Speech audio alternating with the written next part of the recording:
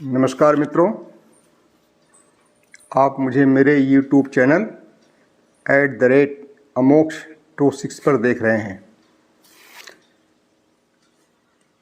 आपने गत वीडियो अमोक्ष और श्री कृष्ण शीर्षक से देखा था, जिसमें मैंने यह समझाने का प्रयास किया था कि किंग कर्तव्य विमूढ़ अर्जुन को श्री कृष्ण ने तत्वमीमांसा समझाई थी। श्री कृष्ण की दृष्टि में अर्जुन का अपने कर्म से च्युत होने का सबसे बड़ा कारण उन्हें उनके होने का अर्थबोध का अभाव था।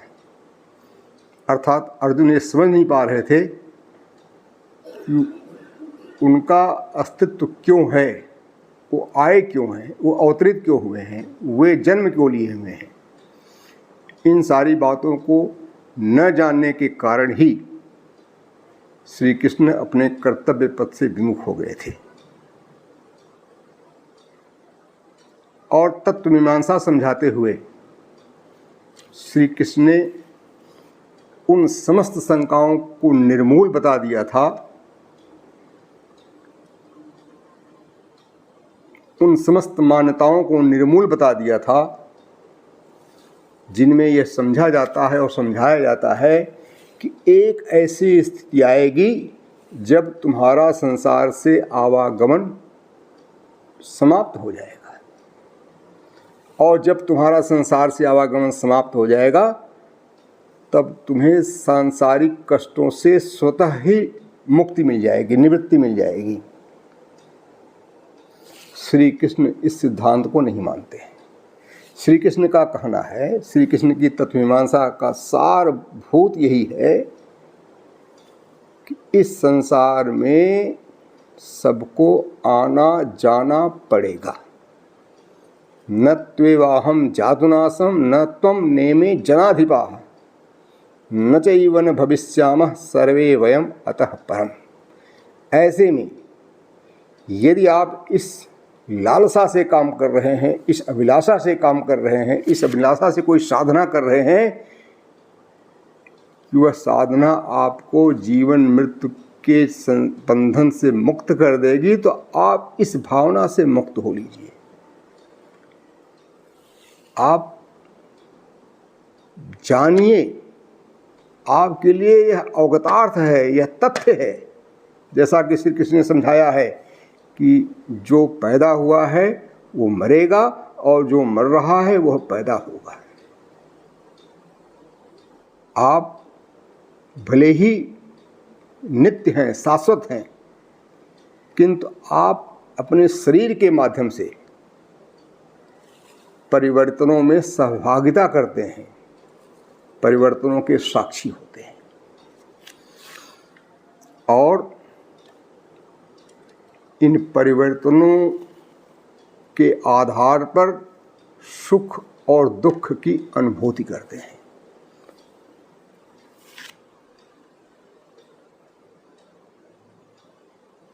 जब श्री कृष्ण जी का ये कहना है कि आपका आवागमन से मुक्ति संभव नहीं है, जन्म जरा मरण से मुक्ति संभव नहीं है, तो आपको कुछ करना होगा। कर्म से भी आपकी मुक्ति संभव नहीं है। श्री कृष्ण जी ने अपना कर्म सिद्धांत बताने के पूर्व ही कह दिया था, एक झलक दे दी थी। ऐसा ते भेता सांख्ये बुद्धि योगे तिमाम शृणु बुद्ध्या युक्तो यया पार्थ कर्म बंधम प्रहास्यसि। कर्म बंधन प्रहास्यसि का मतलब ये नहीं होता कि आप कर्म बंधन से मुक्त हो गए। कर्म बंधन प्रहास्यसि का मतलब होता है कर्म की प्रक्रिया में जो कुछ भी आपको मिल रहा है, फल मिल रहा है, उससे आपको भय नहीं लगेगा। और कर्म की प्रकृति को बताते हुए श्री कृष्ण ने कहा है कि नेहाभिक्रम नाशोस्ति प्रत्यवायो निविद्यते स्वल्पमस्पस्य धर्मस्य त्रायते महतो भयात्। कर्म की प्रकृति है जिसे श्री कृष्ण ने समझा है और जिसे हमारे सनातन चिंतन में समझा जाता है। हमारे कर्म का जो सिद्धांत है उसी सिद्धांत पर हमारी दंड संहिता निर्भर है। इसका मतलब हमारे कर्म सिद्धांत पे किसी को शंका नहीं होनी चाहिए। यह कर्म के सिद्धांत के आधार पर ही हम संसार में दिख रही विसंगतियों के संदर्भ में एक मत स्थिर करते हैं, उनकी व्याख्या कर पाते हैं। अभी तक विज्ञान की कोई ऐसी विधि स्थापित नहीं हो पाई है जिसके माध्यम से हम ये समझ सकें कि कोई लड़का पैदा होते ही कूड़ेदान में फेंक दिया जाता है और कोई लड़का विपन्न घर में पैदा होने के बाद किसी संभ्रांत व्यक्ति के साथ गोद ले लिया जाता है, उसके यहाँ गोद पे ले लिया जाता है संभ्रांत व्यक्ति के द्वारा, और वह आनंदमय जीवन व्यतीत करने लगता है। ये जो दो घटनाएं हैं इनकी व्याख्या हम नहीं कर पाते हैं। इनकी व्याख्या कर्म फल के सिद्धांत से ही संभव है कि जो लड़का पैदा होते ही कूड़ेदान में फेंक दिया जा रहा है, निश्चित रूप से उसने पैदा होते ही ऐसा कोई कर्म तो किया नहीं जिसका फल पा रहा है। इसका मतलब है कि उसने पैदा होने के पहले के जीवन में ऐसा कुछ कार्य किया था जिसका फल उसे मिल रहा है, उसे पैदा होते ही कूड़ेदान में फेंक दिया जाए। अब कोई ये कह सकता है कि यह कैसे सुनिश्चित होगा? तो यह सुनिश्चित करने के लिए हमें कर्म फल के सिद्धांत की ओर अपना ध्यान आकृष्ट करना पड़ेगा। और उस कर्म फल के सिद्धांत की व्याख्या में श्री कृष्ण कहते हैं कि आरंभ हुई कर्म की प्रक्रिया का नाश नहीं होना है। यानी ऐसी कोई विधि नहीं है जिस विधि से आपके कर्म की प्रक्रिया का समापन हो सके। और कर्म का दूसरा फल क्या है, दूसरी क्या विशेषता है कर्म की? कर्म फल देता है और जैसा कर्म होता है वैसा फल मिलता है, और जो कर्म करता है उसी को फल मिलता है। हमारा दंड सिद्धांत तो इसी पर आधारित है। हमारी दंड प्रक्रिया, दंड या पुरस्कार की जो प्रक्रिया है इसी पर आधारित है कि जो अच्छा काम करेगा वह पुरस्कृत होगा, जो बुरा काम करेगा वो दंडित होगा। दंडन प्राधिकारी ऐसा संभव नहीं है कि दंड किसी और ने किया हो, अपराध किसी और ने किया हो और दंड किसी और को दे दे। क्या ऐसा दंडन प्राधिकारी करता है? या पुरस्कृत करने वाली कमेटी ऐसा कोई निर्णय लेती है कि काम किसी और ने किया हो और पुरस्कार किसी और मिल जाए? ऐसा इसलिए नहीं होता है कि जो कर्म करता है फल उसी को मिलता है। इस सिद्धांत पर हमारा दंड सिद्धांत भी काम कर रहा है। यहाँ कोई ये कह सकता है कि बहुत से ऐसे अपराधी हैं जो दंड पाने से छूट जाते हैं। यह संभव है, ये व्यवहारिक है, व्यवहार में देखा जाता है। आपने किसी को अपराध करते हुए देखा है और बाद में उसी अपराध के लिए किसी और को दंडित होते हुए भी देखा है। किंतु यह जो घटना घट रही है वो कर्म फल के सिद्धांत की विसंगति नहीं है, यह कर्म फल के सिद्धांत के क्रियान्वयन की विसंगति है। दंडन प्राधिकारी दंड देते समय यह थोड़ी न सुनिश्चित करता है कि इसने अपराध नहीं किया है तब भी इसको दंड दे दें। उसके सामने तो यही बताया जाता है विवेचक के द्वारा कि इसी ने अपराध किया है। जब विवेचक बताता है कि इसी ने अपराध किया है, सारे साक्ष्यों के आधार पर विवेचक बताता है कि इसी ने अपराध किया है, तो दंडन प्राधिकारी उसे यथा नियम दंड दे देता है। अब अपराधी दंड नहीं पा रहा है तो इसके लिए विवेचक पूर्ण रूप से जिम्मेदार है। न तो दंडन प्राधिकारी जिम्मेदार है और न दंड की प्रकृति जिम्मेदार है, दंड की प्रोसीजर जिम्मेदार है, दंड की प्रक्रिया जिम्मेदार है। उसी तरह से यदि कोई अच्छा कर्म करते हुए भी बुरा फल पा रहा है तो इसका मतलब यह है कि उसने अच्छा कर्म करने के पहले कोई बुरा कार्य किया था जिसका वह फल पा रहा है, प्रारब्ध भुगत रहा है। और उसका प्रारब्ध इतना तगड़ा है, क्योंकि बिना प्रारब्ध को भोगते कोई रह नहीं सकता। यह भी कर्म सिद्धांत की विशेषता है कि हर व्यक्ति को अपना प्रारब्ध भुगतना ही होगा। बिना प्रारब्ध भुगते कोई व्यक्ति रह नहीं सकता। और प्रारब्ध भुगतने की प्रक्रिया में भी आप कर्म करते हैं और वह कर्म भी आपके लिए एक प्रारब्ध सृजित कर देता है। यही है नेहा भी क्रम नाशोस्ति प्रत्यवायो निवेद्यते। आपको हर हालत में अपने किए हुए कर्म का फल भुगतना पड़ता है। कर्म आरंभ हुआ है, इसी को भगवान ने कहा है गीता में, कर्म ब्रह्मोद्भवम विद्धि ब्रह्माक्षर समुद्भवम तस्मात् सर्वगत ब्रह्म नित्यम यज्ञे प्रतिष्ठितम। कर्म आरंभ हुई प्रक्रिया है, इसे ब्रह्मा ने पैदा किया, ऐसा श्री कृष्ण जी का मानना है। और जब ये पैदा हो गया है तो इसका परिणाम, उस कर्म का परिणाम, कर्म का परिणाम, कर्म का परिणाम, इस तरह से यह अंतहीन प्रक्रिया है। और आप बिना कर्म किए रह नहीं सकते, यह आपकी प्रकृति है, यह विशेषता है, हम सबकी विशेषता है। हम सब काम किए बगैर रह ही नहीं सकते। इसी को भगवान ने कहा है नियतम कुरु कर्मत्वम। क्योंकि आप कर्म के बगैर रह नहीं सकते तो क्या कर्म करें? नियत कर्म करें। नियत कर्म लोकहित के लिए, लोकहित के दृष्टिगत लोक व्यवस्थापक के द्वारा लोक व्यवस्था के लिए सुनिश्चित किए जाते हैं। परमात्मा सबसे बड़े लोक व्यवस्थापक हैं।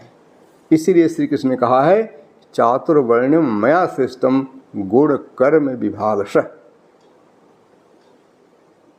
और नियत कर्म को रेखांकित करते हुए श्री कृष्ण कहते हैं यज्ञार्थात् कर्मणो यत्र, यज्ञार्थात् कर्मणो यत्र लोकोयम कर्म बंधन। यानी नियत कर्म के अलावा जो कर्म है वह बंधन कारक है, किंतु नियत कर्म अपना परिणाम कर्म के कर्ता को नहीं देता है। आप कोई काम, बाजार जाते हैं सब्जी लेने की नीयत से, सब्जी मिली, आप संतुष्ट हुए, किंतु आपकी ड्यूटी लगाई गई है, नियुक्त पदाधिकारी ने ड्यूटी लगाया है कि आप बाजार में जाएं और किसी भी प्रकार की अव्यवस्था न होने पाए, यह आपका नियत कर्म हो गया है। अब आपने अपनी सजगता के साथ ड्यूटी किया और व्यवस्था बनी रह गई, इससे आपको लाभ नहीं मिला। इससे लाभ किसको मिला? जिसने आपको बाजार की व्यवस्था के लिए तैनात किया था, वो संतुष्ट हो गया। आपने जो अपना नियत काम किया उससे बाजार में शांति व्यवस्था बनी रही। शांति व्यवस्था का जो परिणाम था वह उस व्यक्ति को मिला, उस संस्था को मिला जिसने आपको वहाँ नियुक्त किया था। आपको क्या मिला? क्योंकि आपको मिला कि आप वहाँ पर शांति व्यवस्था के लिए रखे गए थे, आपने शांति व्यवस्था कायम की, इसके एवज में आपको नौकरी मिली, आपको प्रशंसा मिली। शांति व्यवस्था से होने वाला लाभ तो आपको नियुक्त पदाधिकारी पा रहा है। यही है श्री कृष्ण का यह कहना कि तुम परिणाम के प्रति न सोचो, परिणाम मुझे समर्पित कर दो। तो परिणाम आप समर्पित कर ही नहीं सकते। आप परिणाम के प्रति सोचना बंद कर दिए, परिणाम तो उसे मिल ही जाएगा जिसने आपको वहां नियुक्त किया है।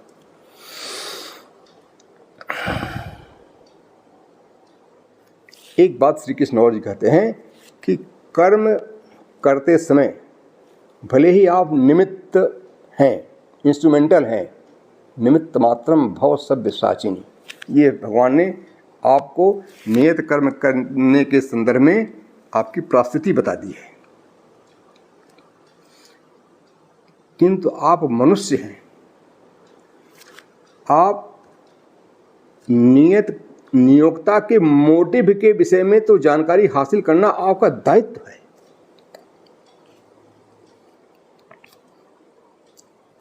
आपकी जिम्मेदारी है कि आप इस बात को महसूस करें कि आपका जो नियोक्ता है उसका मोटिव क्या है।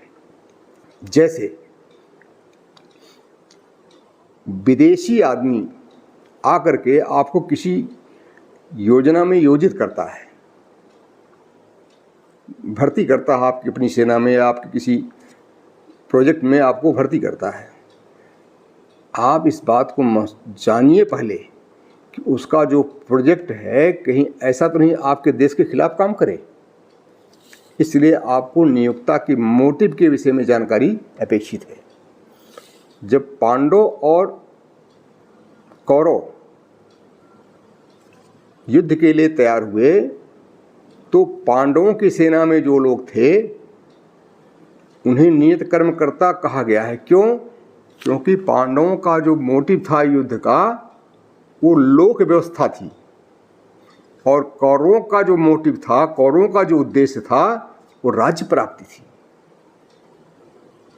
युद्ध का आमंत्रण कौरवों ने किया था, सुच्यग्रह न दास्यामि बिना युद्धेन केशव। तो यहाँ मोटिव, युद्ध का मोटिव कौरवों का क्या था? राज्य प्राप्त करना। और पांडवों का मोटिव क्या था? व्यवस्था कायम करना। तो लोकहित किसमें थी? व्यवस्था में थी। राज्य हित किसमें था? कौरवों का निजी हित था। वो राज्य को कौरव लोग अपने निजी हित में प्रयोग कर रहे थे।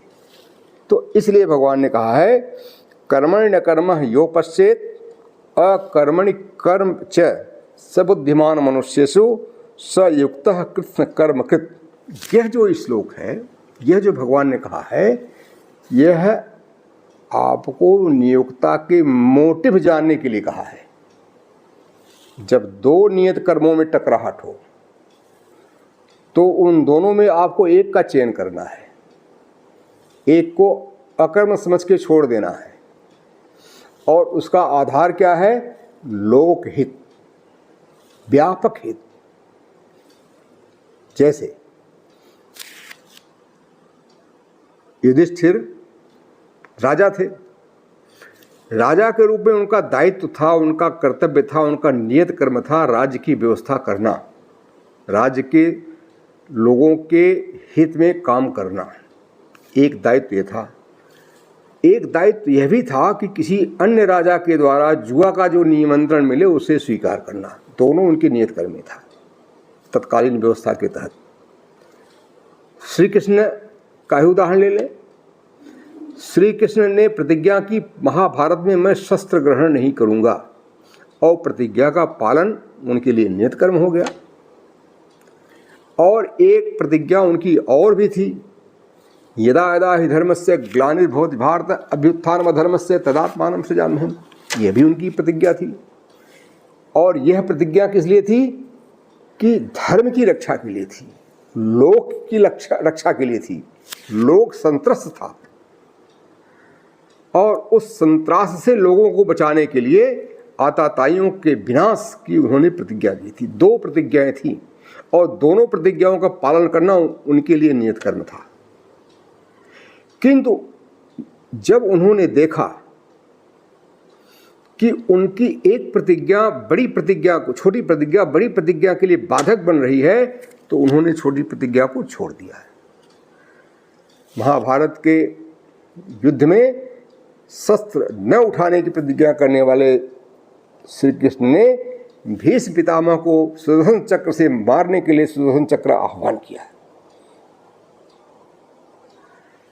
वहां भगवान ने कर्म में अकर्म देखा, उस छोटी प्रतिज्ञा को अनावश्यक समझा और बड़ी प्रतिज्ञा के लिए छोटी प्रतिज्ञा को छोड़ना ही उनका कर्मणि न कर्मः या पश्येत् अकर्मणि कर्म च का सिद्धांत है। यही उनका संदेह है कि आप इस संदेह का निवारण कीजिए कि आप कर्म और अकर्म का विभेद करें और जो लोकहित में हो उसकी तरफ उन्मुख हो। यहाँ तो हुआ आपका कर्म अकर्म के प्रति आप के ज्ञान के प्रति आपकी या विवेक के प्रति आपकी जिम्मेदारी, आपका दायित्व। किंतु नियत कर्म करते समय आपको केवल इंस्ट्रूमेंटल होना है, केवल निमित्त होना है। और निमित्त होने के लिए क्या क्या अपेक्षित है आपसे?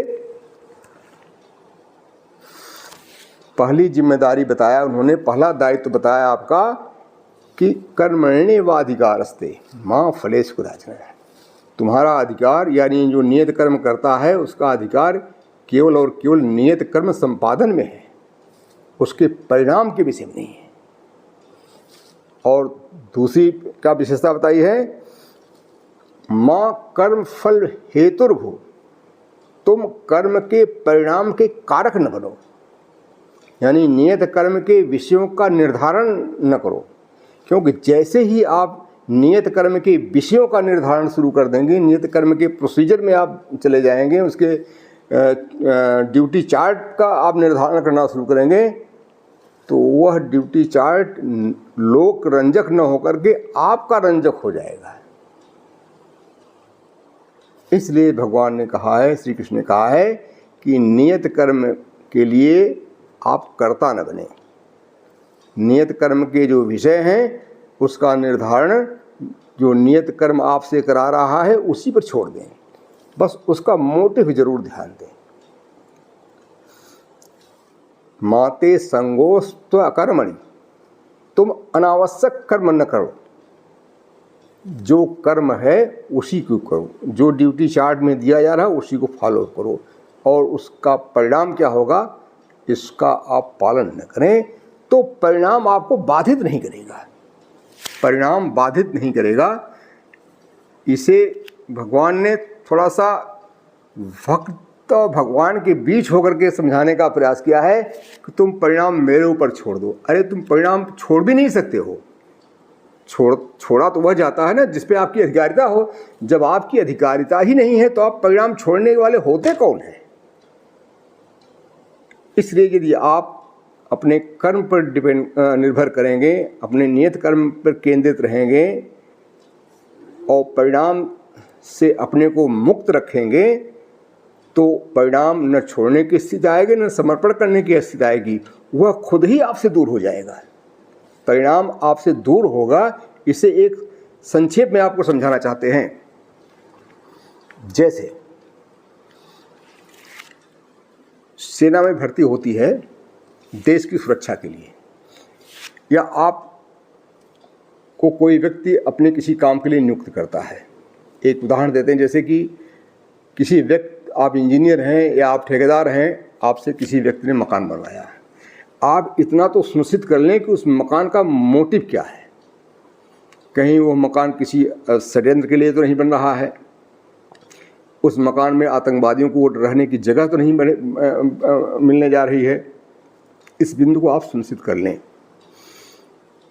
और आप मकान बनाना शुरू कर दें। किंतु मकान का परिणाम ये भी तो हो सकता है कि आपसे उसने मोटिव बता दिया कि नहीं साहब मैं इसमें आतंकवादियों को नहीं रखूँगा, और वो बाद में आतंकवादियों को रख ले। और जैसे ही आपके दिमाग में बात आई, परिणाम सोचने लगे कि यार हो सकता है हम मकान बना दें और वह इसमें आतंकवादियों को रखना शुरू कर दे, और तब आप क्या करेंगे? आप काम करना छोड़ देंगे, नियत कर्म से आप भयभीत हो जाएंगे। क्यों? क्योंकि आपने परिणाम सोच लिया। आपको मकान बनने के मोटिव जानने के उपरांत फिर आफ्टर थॉट नहीं लानी है, आपको कुल मकान बनाना है। और जब आपका मकान बन के तैयार हो जाएगा, आप जो बना रहे हैं वो मकान बन के तैयार हो जाएगा, तो उस बने हुए मकान से आपका कोई संबंध रहेगा ही नहीं। क्यों नहीं रहेगा? क्योंकि बने हुए मकान पर तो अधिकारिता मकान बनवाने वाले की है, मकान मालिक की है। आपको क्या मिला? आपने जिस सीमा तक काम किया उस सीमा तक आपको मजदूरी मिल गई, और यदि आपने ठीक से काम न किया होता तो आपको मकान न बनाने का दंड मिलता है। तो कहने का आशय है कि नियत कर्म का परिणाम आपको नहीं मिलता है, किंतु नियत कर्म करने अथवा नियत कर्म न करने का परिणाम मिलता है। दोनों बातें अलग अलग हैं। नियत कर्म करने का परिणाम या नियत कर्म न करने का परिणाम तथा नियत कर्म का परिणाम। नियत कर्म क्या था? मकान बनाना, मकान बन करके तैयार हो गया है। अब उस तैयार मकान का क्या होगा इस पर आपका कोई अधिकारिता नहीं है। आप चाह करके भी उस पर हस्तक्षेप नहीं कर सकते हैं। यदि हस्तक्षेप करते हैं तो वह आपका अनधिकार चेष्टा होगी। आप उससे अपने को अलग कर दीजिए। यह तब हो पाएगा जब आप परिणाम से अपने को अलग कर लेंगे। तो इस प्रकार से नियत कर्म के परिणाम के प्रति आपका कोई अधिकारिता रह नहीं जाती है। आप चाह करके भी उसे समर्पित नहीं कर सकते हैं, क्योंकि समर्पण तो वो होता है जो आपके वश में होता है। जब नियत कर्म का परिणाम आपके वश में है ही नहीं है तो उसके परिणाम को आप समर्पित करने वाले होते भी नहीं कोई। ठीक है। अब आप नियत कर्म करते समय एक तो विशेषता हो गया, आप नियत कर्म के परिणाम के विषय में न सोचें, योगस्थ होकर करें। यानी आप केवल अपने ड्यूटी पर कंसंट्रेट रहें, ड्यूटी के फल पर कंसंट्रेट नहीं रहें। जिस दिन आप ड्यूटी के फल पर कंसंट्रेट हो जाएंगे, अपने ड्यूटी के परिणाम के विषय में सोचना शुरू कर देंगे, तो आप नियत कर्म से च्युत हो जाएंगे, क्योंकि तब आप परिणाम की विभीषिका आपको नियत कर्म करने से रोक देगी। एक स्थूल उदाहरण समझिए। और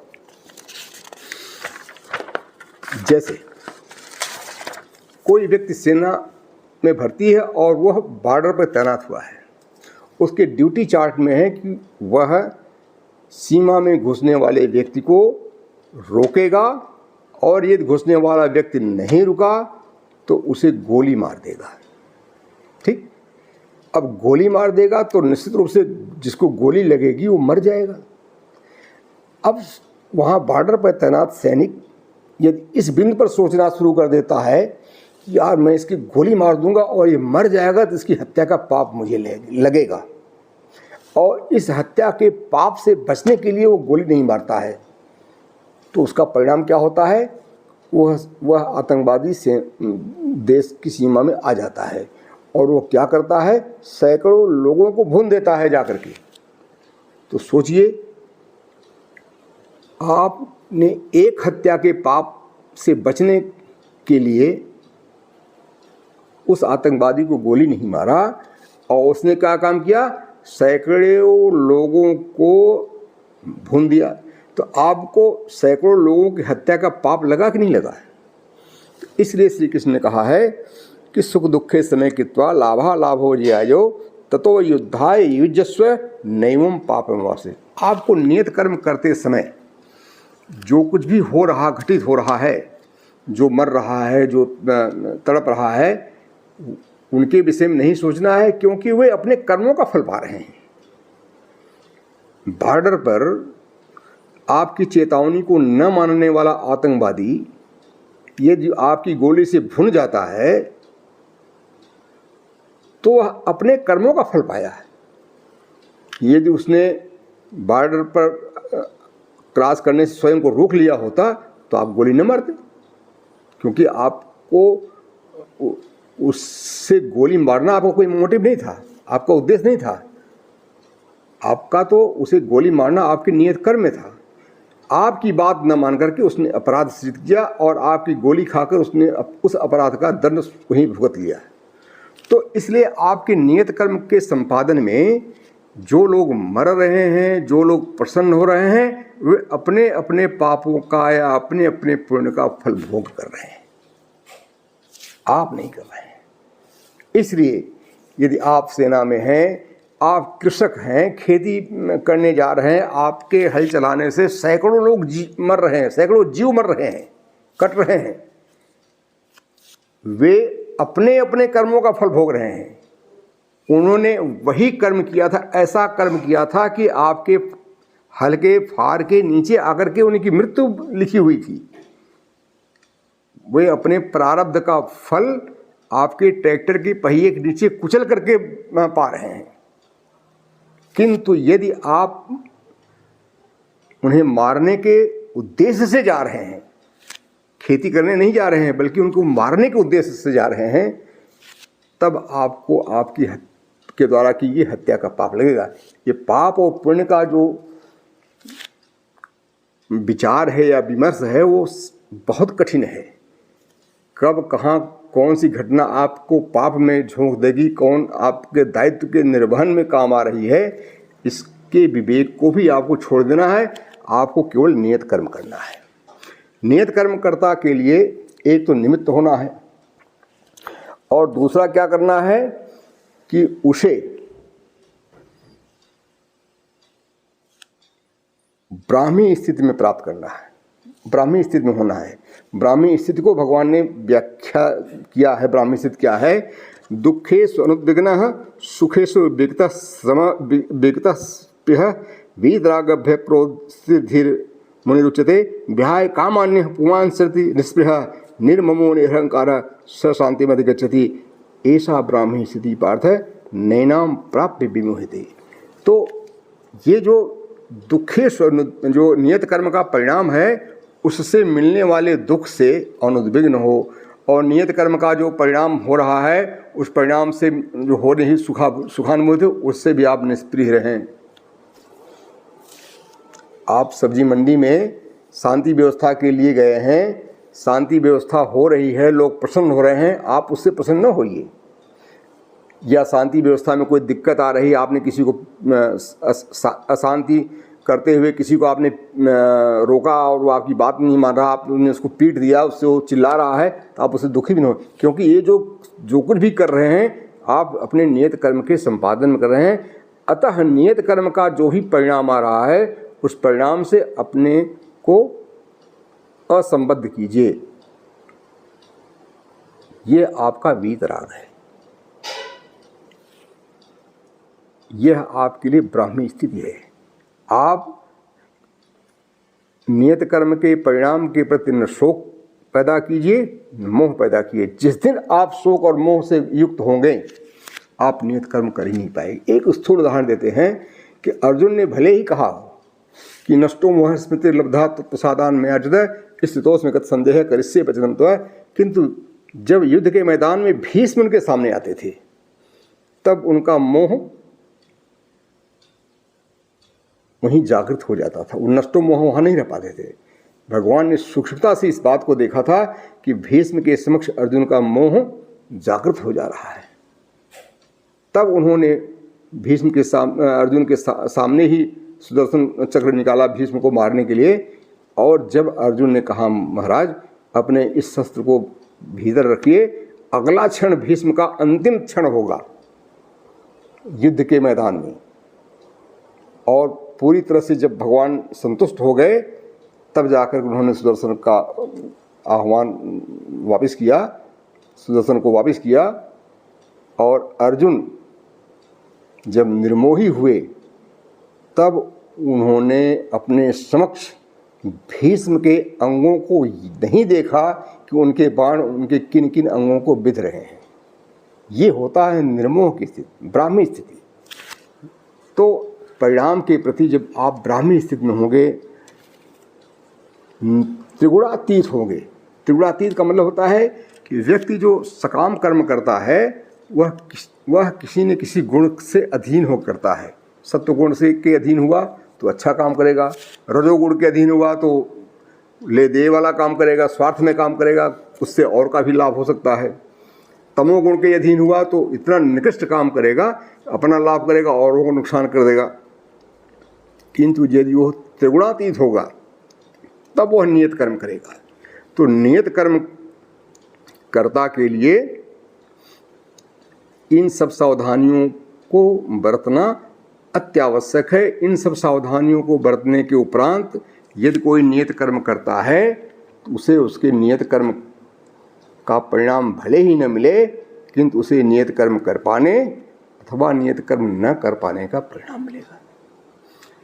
अब एक बात और आती है कि क्या नियत कर्म मुक्ति का साधन है? बहुत से लोग कहते हैं कि नियत कर्म मुक्ति का साधन है और उनके तर्कों में दम है, क्योंकि भगवान ने स्वयं कहा है।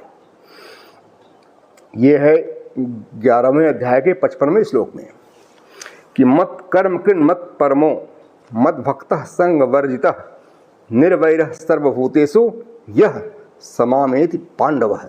यानी जो नियत कर्म संपादित कर लेता है, कब करेगा? जब वो निर्वैर होगा, वह नियत कर्म के परिणाम के प्रति स्वयं को दूर रखेगा, तब तो नियत कर्म कर पाएगा। और जो नियत कर्म कर लेगा तो मुझे प्राप्त होगा। और भगवान ने कहा है कि 9वें अध्याय में कि जो मुझे प्राप्त कर लेता है वो जन्म मृत्यु से परे हो जाता है। तो इस आधार पर हमारे जो भक्त लोग हैं वो कहते हैं कि साहब नियत कर्म कर लेंगे तो आप मुक्त हो जाएंगे। भगवान का ये आश्वासन है। मैं बड़ी विनम्रता के साथ कहता हूँ कि आश्वासन और यथार्थ दोनों में जहाँ आपको निर्णय लेना हो तो वहाँ आपके समक्ष अर्जुन होने चाहिए। अर्जुन ने श्री कृष्ण के इस विचार को जरूर सुना होगा। अर्जुन ने श्री कृष्ण के इस आश्वासन को जरूर सुना होगा।